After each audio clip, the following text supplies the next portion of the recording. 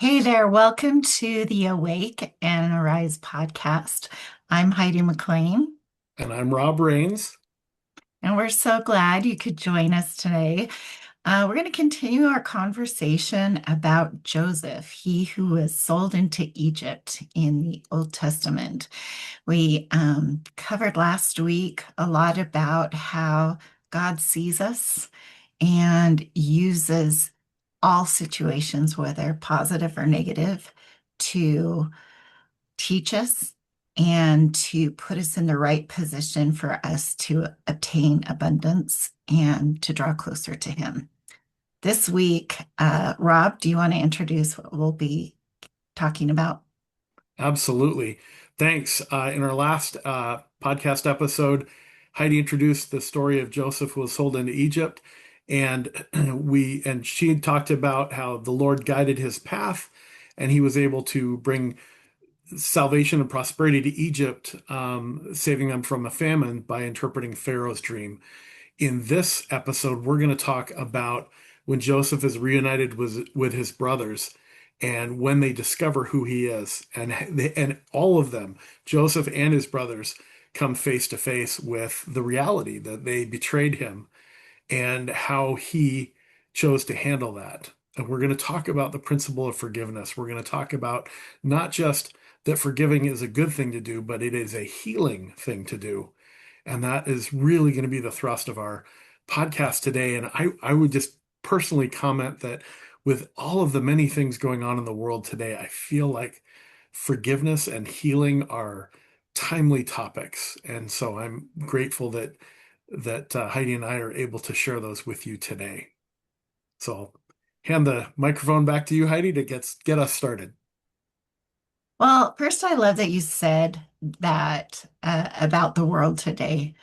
Um, I guess the word of the of the world today is cancel culture.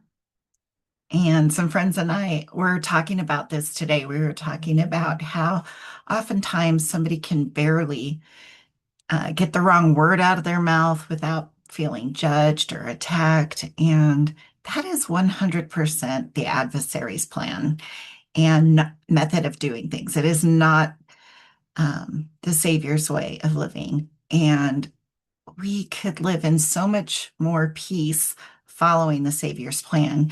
And what I love about Joseph in the Bible is all throughout the Old Testament, God is telling us stories about these people who are a type and representative or representation of his son, Jesus Christ.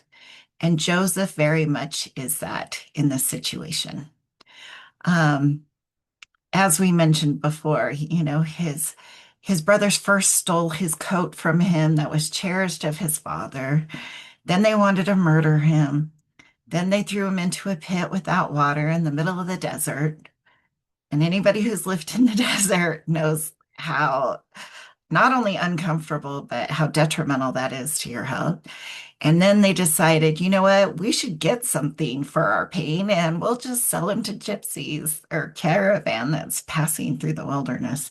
So they ran through a whole range of ways that they tormented their brother. And we know that they hated him, that they were jealous of him. We know that they were the sons of Leah. And so there was that jealousy thing going on all throughout their lives. And so, Joseph had every reason to be like, I don't really want anything to do with you ever again. So when they come into the land of Egypt so that they could acquire grain and bread, so that they could keep their family safe and fed, one would expect him to be ruthless and rude and no, turn them away.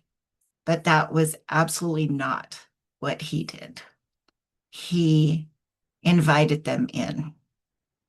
And the first thing that he did when he saw his brothers or when he received them and um, after, I believe it was after, you'll have to correct me if I'm wrong, after he received his brothers, after he told them who he cried right before he told them who he was. It was he was so excited to see them, and he had already forgiven him. And the one thing that is so beneficial about forgiveness is that when we forgive, it releases the tension, it lets go of resentment, and it is comforting, and it heals us body, mind, spirit. And Joseph um, did all those things. And there were so many benefits of him doing that. Um, I'm going to turn it over to you, Rob, to share what you learned from that. Sure. And you're exactly right. Joseph did weep when he finally revealed himself to his brothers. Um, and it's interesting that in the first parts of those visits, he kind of tested him a little bit. Mhm, He found out that he had a younger brother by the same mother, because remember Jacob had multiple wives, and mhm, so he had a younger brother that was his full brother and not half brother. mhm, And so he encouraged them to bring him along, Benjamin. And then he tests them by putting Benjamin in a very difficult, precarious situation. He wanted to see what his brothers would do. And when they defended Benjamin and said, no, take us in his place, I think that's when he realized these are, they've changed. There's a difference now, and they are not going to sell out um, Rachel's youngest son, but they're going to defend him. And I think there was a bit of a change of heart for him as he experienced that. The the principle that this the first principle that I wanted to share that I drew from this is that I am learning to trust God's ability to bring good from painful experiences. That I am this story teaches me to look at what is painful to me, what's uncomfortable for me, what's difficult for me, and to ask, where is God in this? Like not in a hopeless way, like where's God in this, but more in a like how is God using this circumstance as a vehicle for sending me blessings? Because if I can keep asking that question, it keeps planting that assumption that God is working in my life. And so I begin to look for that. And when I have my eyes open looking for God working in my life, then I begin to see the places where He is working through others to bring blessings to my life and through difficult circumstances. And so I just wanted to share that thought of trusting that God is using difficult circumstances to bring good things into our lives. And what are your thoughts on that? absolutely. And I love that you brought up that Joseph tested his brothers a little bit. And it was interesting because he accused them. First, they came in and he has them in, and then he accuses them of being spies. So they said, you know what? When he found out there was a younger brother, I think it was Benjamin, and he said, well, bring Benjamin back. And they were hemming and hawing, and he's like, okay, well, I'm going to keep one of you until you bring Benjamin back because I think you're spies.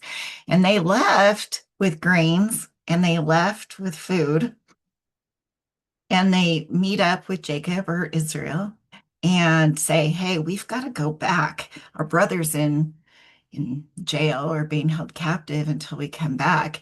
And he's like, no, no, no, no. And the thing that was very touching, and again, another representation of Jesus, is that Judah steps forward and says, I promise for with my life on the line that I will watch out for Benjamin and I will take ownership and care of him. And it's interesting because they don't go back right away. They wait till their grain is gone before they go back. So I think that's really interesting that they leave a brother in Egypt, but wait until the grain is gone. They're probably figuring he's got food, he's in Yeah. jail, but he's got food. But they're in no rush. And maybe it's like you said, Benjamin was the youngest, and maybe it was so that he would age a little bit before they went back to and give him more time with his father. Yeah. And they go back and he has them in and says, okay, here's Benjamin. And he has them for dinner and he puts them in order by age and by birthright. And it said that the brothers were all shocked by this. Like, how does he know? How could he? And sometimes that's the way God works with us, right? Like, how does he know all these little nuances and details? Yeah. And I think that's pretty great. But they have this dinner and he loads them up, fills their sacks full of food, and sends them on their way. But like you said, he tests them again and he puts his chalice in Benjamin's bag and then sends them away and then sends his guards after them and says, the master's chalice is gone. One of you stole it. And they're like, no, no, no, trust me, on our life, on our word, we didn't do anything. And one by one, they opened their bags and they said, fine, we'll just go through your bags. They're like, do it one by one from the oldest to the youngest. They check the bags, nothing. And it's in Benjamin's bag.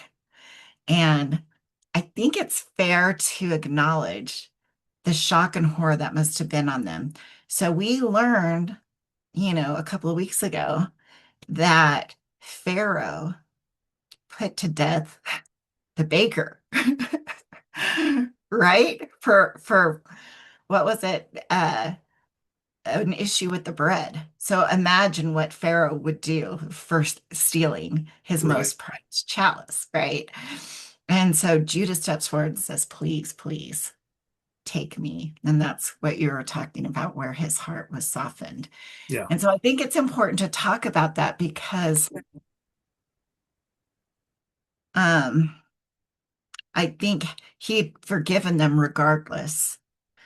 But I think how he showed up in his forgiveness was contingent upon if their hearts or how much their hearts had softened. And Yeah. when Judah stepped forward and said, I will take the place of Benjamin. Our father loves him, cherishes him. We've already lost a brother. Can you please, please? And just begging and pleading. That is what it wasn't. His forgiveness wasn't contingent on that, but the blessings he gave as a result were contingent upon that. What are your thoughts about that? I love that. And I do believe that yes, he forgave them anyway. Like I think he had already forgiven them, but but his being able to test them was more of a I feel like you putting it in today's language, I feel like it was a little bit of a setting a boundary. Like I'm going to forgive you, I'm going to forgive the past, Mhm. and I want to see what kind of a relationship this is going to be going forward. Yeah. And kind of doing all those things at the same time. It can be a little bit complex. One of the second principle that I pulled from this story for me personally was that forgiveness replaces fear and resentment with peace.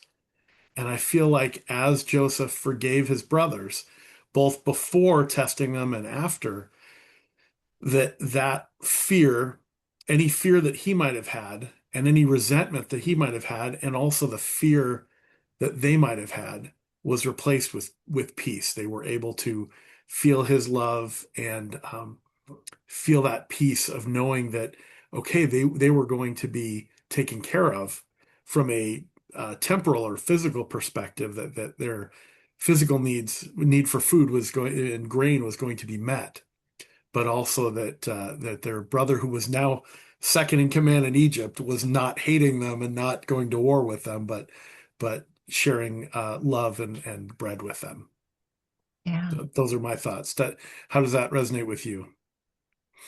Absolutely. I love that. That I love that you compared it to today's language in terms of setting a boundary. I think you're absolutely right. And like you said, I 100% believe that that forgiveness and when it was expressed, that's when peace was able to fall on them. And I'm going to go ahead and read Genesis 45, 1 through 15. And this is the New International Version in the scriptures. And it says, Then Joseph could no longer control himself before all his attendants, and he cried out, Have everyone leave my presence. So there was no one with Joseph when he made himself known to his brothers. And he wept so loudly that the Egyptians heard him, and Pharaoh's household heard about it. I mean, that's how deep his love for his brothers and his family was, and how cleansing and healing that forgiveness was for him. And Joseph said to his brothers, I'm Joseph. And he asked, Is my father still living? But his brothers were not able to answer him because they were terrified at his presence. And I can't even imagine what that's like. I mean, I'm sure we've all done things that we know are have not been the right choices and have impacted people negatively. I doubt we can all relate to actually wanting to put a sibling to death, but that is the horror on their face. They're like, oh my gosh, yes, he's alive, but look what we have done.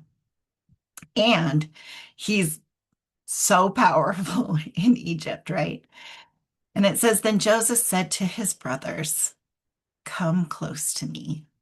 When they had done so, he said, I am your brother Joseph, the one who sold you into Egypt. And now do not be distressed and do not be angry with yourselves for selling me here, because it was to save lives that God sent me ahead of you. For 2 years now, there's been a famine in the land, and for the next 5 years, there will be no plowing and reaping. But God sent me ahead of you to preserve you a remnant on earth and to save your life by a great deliverance. So then it was not you who sent me here, but God. He made me a father to Pharaoh, lord of his entire household, and ruler of all Egypt. Now hurry back to my father and say to him, This is what your son Joseph says. God has made me Lord of all Egypt. Come down to me and don't delay. And I'm just going to pause there. What is your reaction to that, Rob? I love I love that the verse that you quoted where he says, you meant me harm, but God used that for good and to save many people. And I love that phrase with a great deliverance, right? That doesn't, God is in the little things and the big things, but it's through the little things that he's able to do the big things. And I love that all of Joseph's difficulties brought about resulted in a great deliverance, um, both through his forgiveness of his brothers, but also through his interpretation of the dreams and his economic planning that saved Egypt and the surrounding lands, including Canaan and including, where his family was. Um, and I love that. The the third lesson that I drew from this as I read through it was that when we forgive, God can transform our wounds into blessings. Mhm. That is something I've personally experienced in my life. That, and in fact, I had uh, an experience I'll share briefly that when I was going through a divorce, in the middle of this divorce, and this was a 23-year marriage. We had 7 children together, um, and my now ex-wife at the time was, you know, basically leaving me for another man before we had even signed papers. And I'm not trying to cast her as a bad guy, right? We both made mistakes, but my point is that in this most difficult, this was devastating for me. This had been my, um, this more than 2 decades long marriage, and in the middle of this difficulty, I was complaining to a friend of mine, and I said, I wonder why God's letting this happen, And he said, whoa, whoa, whoa, wrong question. Oh, wrong question, Rob. And I was like, what are you talking about? I was expecting a little sympathy, right? He said, no, no, wrong question. He said, ask yourself, how is God using this circumstance as a vehicle for sending blessings to me and my children? And that idea at the time was so foreign to me that I audibly scoffed. I'm not proud of that, but I actually went, huh, yeah, right. And he goes, no, seriously, ask yourself that question. How is God using this circumstance, the divorce, as a vehicle for sending me blessings? And I thought, divorce is evil. It's bad. It's terrible. It's distressing me. I'm distraught. Why would it be a vehicle for sending blessings? He said, just keep asking yourself that question. And so I did. And I remember that a year and a half later, I had a page and a half of things I was grateful for that came as a result of the divorce. And it wasn't sour grapes or anything like that, but it was all things where I said, my life, my mental health, my understanding, my children's lives are better because of the different things that we experienced as a result of that super difficult circumstance. And I discovered those and wrote them down as a result of forgiving my ex-wife. And so I just wanted to personally share like what I've taken away from this, and in that I jotted down a note: forgiveness does not change the past, but it allows God to redeem it or save it. And I feel like that happened for Joseph, and I feel like that happened for me, and I'm hoping that that can happen for some of our listeners as well. What are your thoughts on that?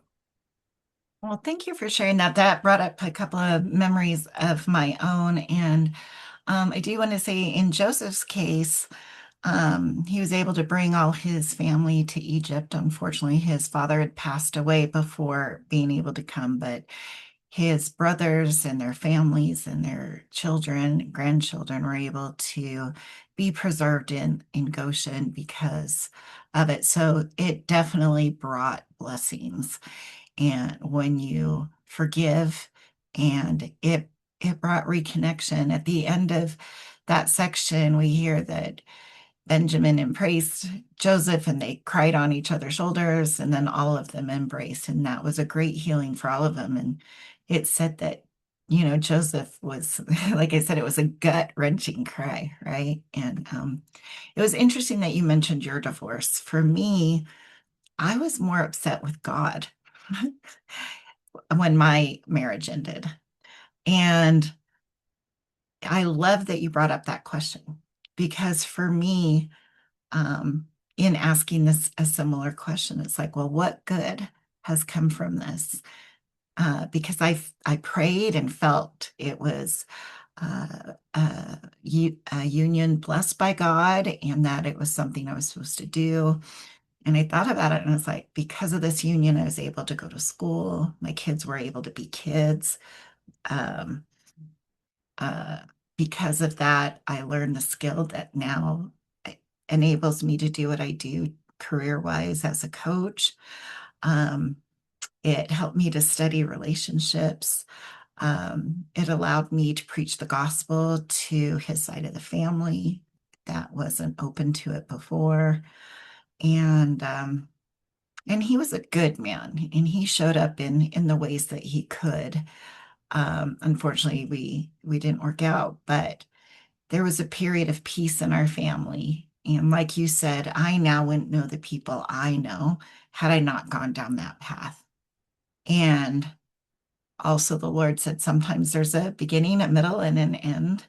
And just trust that this was part of your journey and part of your children's journey. And there are even more lessons to learn from this. And so we sometimes get in the habit of getting mad at God. And I found that forgiveness is not just for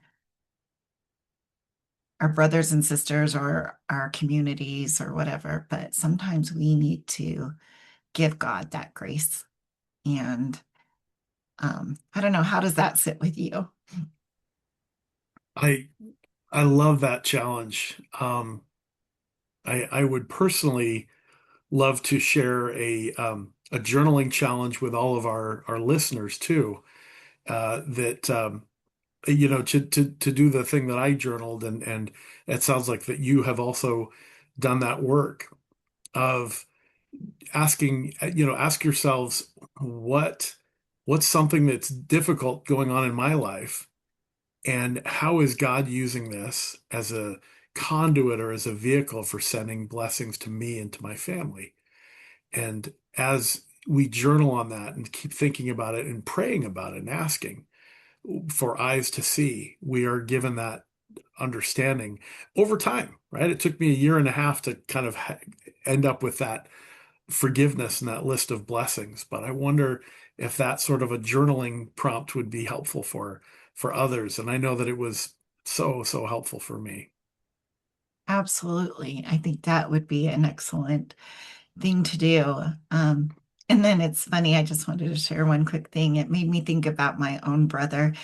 Um, you know, teenagers get rambunctious as teenagers do, and my brother and I were having an argument one day, and our rooms were right next to each other, and the doors were both wide open, and we may or may not have been yelling at each other. And at one point, he picked up a dart and threw it at me, and it stuck in my leg. And it hurt. Oh, yeah, It really dang. hurt. And I pulled it out, and he just toughed off. And aside from being sore, from the wound, probably within 24 hours, I had forgotten mostly about it. Well, it was funny because about 18 years later, after moving out of state, I brought my kids back and visited my brother, and he met us at the airport. And the first thing he said, other than, "Hi, Heidi, it's great to see you," he said, "Do you remember that time when we were in our rooms and we were fighting and I threw that dart and it stuck in your leg?" And I'm like, yeah, kind of. He's like, "I am so sorry. I am so sorry." And it's interesting to me that 18 years later, he's carrying on this guilt because he had never accepted responsibility for what he'd done. And he'd Hmm. been worried about it all this time. And for me, because I forgave him, like, to me, it was like, okay, that was not good and that hurt, but okay, whatever, and just let it go and move on.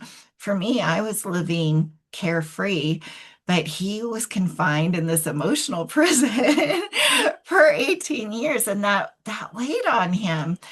And so I said, "Oh, I am so sorry that you've been carrying the weight of that. I forgave you immediately, and I forgive you now, and I love you, and we don't even have to talk about it going forward." And I just think sometimes the greatest gift we can give people too is when they ask for our forgiveness, that we are gracious and accept it, Yeah. or I give it to them. I mean, I love that. Your story reminded me of a tale told of two monks who were walking together, um, along a road, and they came to a river where they needed to kind of, roll up their robes and take off their shoes to cross. And there was a young woman there, and the rules of their particular order, their particular religion, uh, prohibited them from having contact with young women. But one of the monks, just in kindness, offered, let me carry you across the water. So he picked her up, put her on his back, and carried her across the river so she could remain dry, and then set her down. And they continued, the two monks, dried their feet, put back on their shoes, and kept walking, or sandals or whatever, and kept walking down the road. And a few miles down the road, the second monk looked at the first and said, I just don't, I don't feel good about this. The rules of our order prohibit us from, contact with a young woman, but you carried her across the river, and I don't feel right about letting you do that." And the first monk said, he said, "Brother, I set her down on the other side of the river, but you've been carrying her this whole time."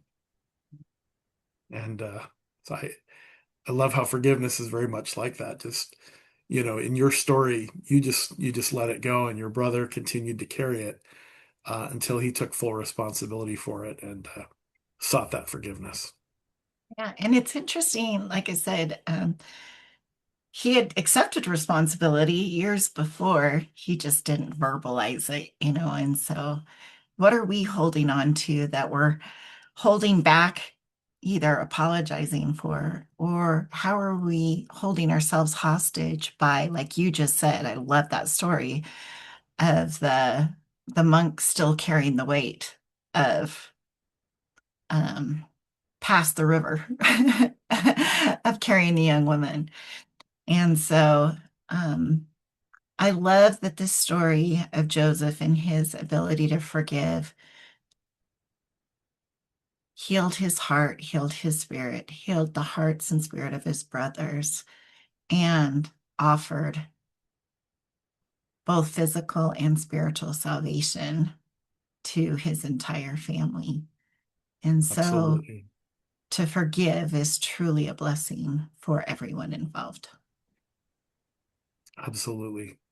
Absolutely. I'll repeat the phrase that I wrote, jotted in my notes, but forgiveness does not change the past, but it allows God to redeem it.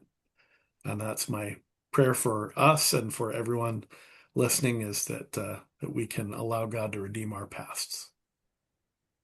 Absolutely. Thank you so much for joining us today. And what was that prompt again, that journal prompt? Sure. To choose a difficult thing going on in your life right now and ask, uh, how is God using this circumstance as a vehicle or a conduit for sending blessings to me and to my family? And I'd like to add one to that. Um, Please. who can I forgive today so that I can be free? Love that. Love that. Awesome. Thank you. Thank you, Heidi, and thank you everyone for joining us. Have a great week. We'll see you next time. Take care.